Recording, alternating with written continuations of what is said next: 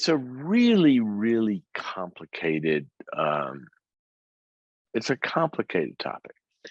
And a lot of it is because of the semantics involved, I think. Sometimes we use the word when we're not meaning the same thing, and sometimes people use it and they are meaning the same thing, but everybody's subjective experience is different versus something objective that everybody agrees on. And what am I talking about?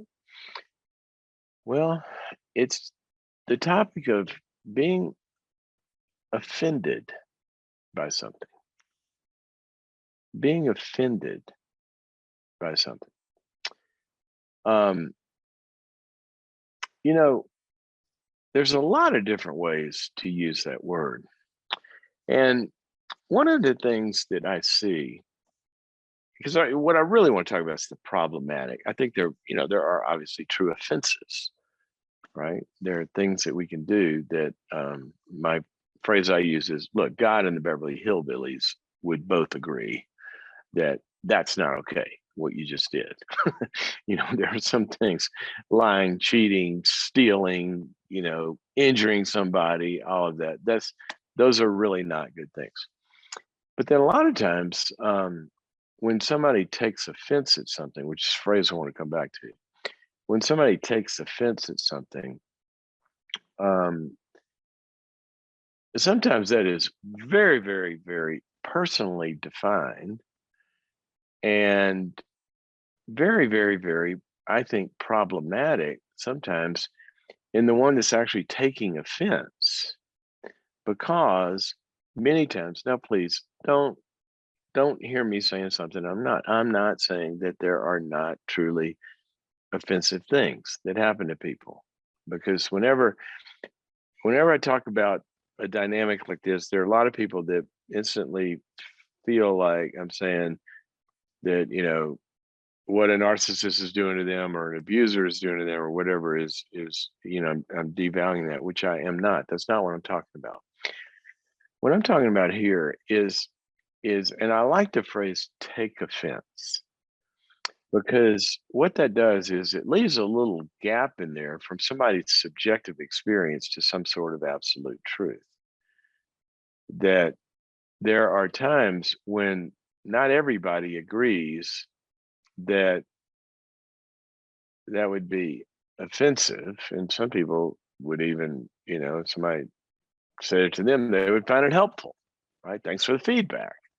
Other people get offended that somebody gives them feedback or notices something that they want to bring up. And what a lot of times people ask me, if they have an opinion or a difference, they'll say, "Can I tell you something? I hope this doesn't offend you." And what they're trying to do is give feedback. And a lot of times what I'll say is, you know what, I kind of hope you're not able to offend me, in terms of, I mean, not wanting to be callous, but what I want to do is I want to be a person that can be hurt or wounded.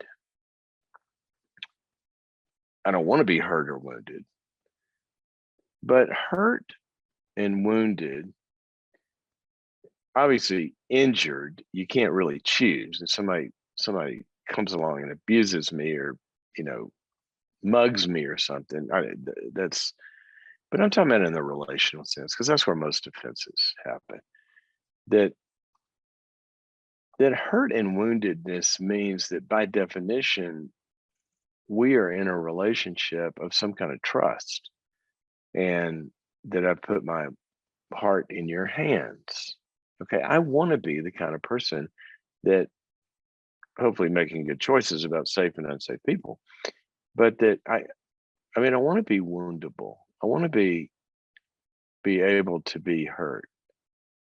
That's the model that God gives us. He said to Israel, "You've wounded me with your transgressions." We can grieve him. So that has to do with love. And so, yeah, you might wound me or hurt me if we have a close enough relationship and you betray me in some way. But if you're going to criticize me or give me feedback, I hope it doesn't offend me. I hope it's something I can listen to and either disagree with or agree with or learn from or whatever. Now I'm not perfect about that, but that's how I'd like to be. That little things, one of my favorite proverbs says, "It is a glory to a person to overlook an offense." Because a lot of times, we're trying. What hill do you want to die on? A lot of times people they get so offended about something small in a relationship that that the bigger issues become impossible to solve. Let me give you one example of this. This is a phrase to me that it has almost become diagnostic over the years. Something, and I've seen this in leadership circles a lot, that something will look kind of like not quite right. Okay, let's say, a budget looked weird, or why did we spend so much on that? Or how did this, or um, how come we lost this customer or something? But in some way, it might have to do with reflection on one person. Okay, somebody say, did you spend X amount on that piece of equipment? Or I don't know, pick something. But here's the phrase: you'll question something because something doesn't look right. And have you ever heard this response? Somebody bristles and they say, "So what are you doing? Question my integrity? How dare you question my integrity?" Or, "You're questioning my character?"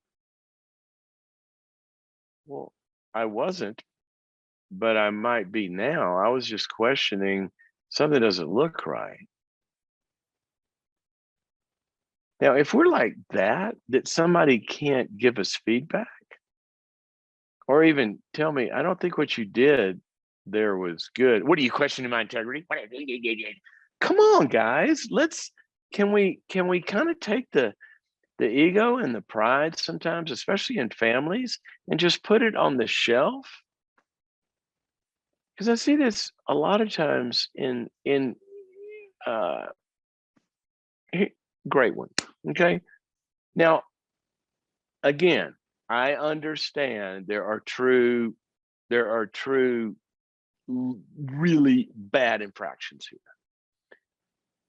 But how about this one? A friend or a older generation parent or a cousin, an in-law, or somebody else in the church or Sunday school says something about, and this happens a lot in families, says something about what you're doing with your kids, right? Why do you allow them to go do this? Or why do you send them to that school? Or what are you questioning my parenting?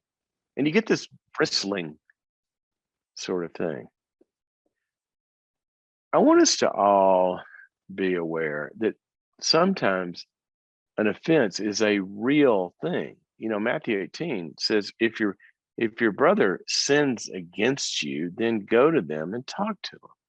Okay, there are true, this is where the semantics get into it. There are true infractions. I'm not talking about true infractions.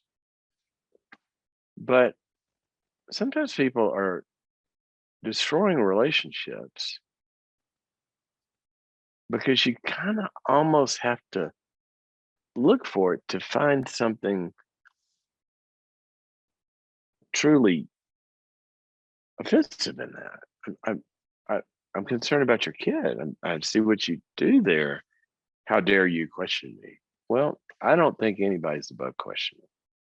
Okay? We get it all the time here. We get feedback from you, and I don't agree with this, or mistakes we made. I had a fun time on Facebook the other day. We put up a post that had a typo. Oops, sorry. We made that. How dare you question our? Oh, come on, please question us. Give us your feedback. But let's just all kind of think about that. And I want you to think about that proverb. What relationship do you have right now that might go a lot better? What did the proverb say? It is a glory to a person to overlook an offense. It's a glory to a person to overlook an offense because they overlook the offense in the service of something greater. Now, I'm not talking about denial of being abused, okay? But they overlook these little things in the service of making the relationship work and getting to the real issues. So maybe an attitude here or a comment there or something. Can we just let that slide a little bit more when we need to and not have always have our ego on the line? Just something to think about. I see a lot of relationships that could go more smoothly if people weren't so easily offended. Um, Sometimes we can be oversensitive. Now, the other thing about that is I know in my life when I've been too easily offended or oversensitive, a lot of times that could be instructional to me. Why did I take it so hard? I use the analogy sometimes, and it was instructional to me because I've got gosh, that's a place I'm wounded inside. Maybe I need to go find some healing in that because what the person was saying to me shouldn't have hit that hard. It's like a real valid piece of feedback, so that it can be instructional. What I was going to say, the example I use a lot is, you know, uh, I, I love fishing and boating and the outdoors and all that. And I've spent many, many, many days of my life sunburned. You go fishing for a day and have my shirt off, or I'm going to the beach or whatever. And, get a little tender up there on the shoulders and back. And, the next day we're working at the coffee machine. Somebody comes slaps you on that. How you doing this morning? And all they did was give me a little slap on the back, right? And they go, "What happened?" I said, "Oh, I'm sunburned." Well, a lot of times our hearts can be that way. They don't know we've been wounded there, but we have. And sometimes when we feel something that kind of gets to us a little bit, sometimes the first question is to ask, why did that bother me so much? Instead of immediately going on the defensive or the attack. And then discuss it with the person. And sometimes we have to say, you know what, could you say that a little differently? I'm a little sensitive there. And have a discussion about it. That can lead to some healing as well.